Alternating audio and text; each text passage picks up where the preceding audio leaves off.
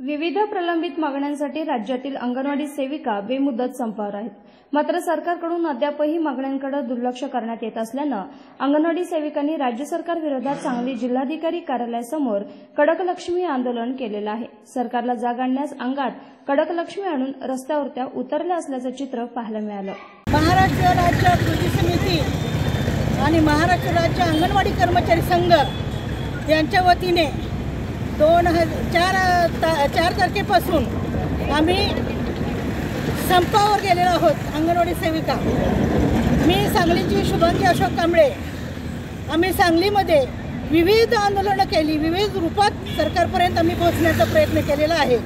त्यातलाच आज एक भाग म्हणून कडकडताई किंवा मरगूबाईचा गाडा, मरगूबाई कडक लक्ष्मी का येते रस्त्यावर? तिच्या पोटाची जेव्हा खळगी भरत नाही तेव्हा ती रस्त्यावर उतरते आणि लोक घरोघरी ती भीक मागून जगत असते। तर आज आम्हाला ह्या मरगूबाईच्या रूपात सरकारकडे भीक मागायची वेळ आणलेली आहे।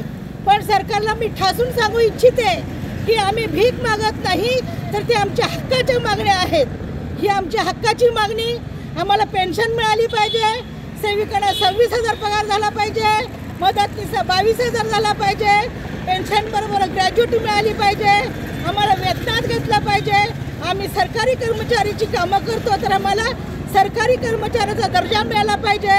आम्हाला उन्हाळी सुट्टी मिळाली पाहिजे, आम्हाला वैद्यकीय रजा मिळाली पाहिजे। अशा विविध मागण्या आमच्या आहेत आणि त्या प्रलंबित आहेत।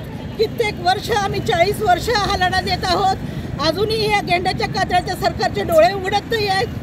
तर सरकारने वेळीच जागं व्हावं, अन्यथा हा लढा आम्ही महिला त्याग करून, आम्हाला त्रास करून आम्ही शांततेनं लढा लढतो आहोत। पण याच्यापुढं जर सरकार डोळे उघडणार नसेल तर आम्ही रस्त्यावर उतरू आणि मग काय त्याच्या आंदोलनाची दिशा वेगळी राहील।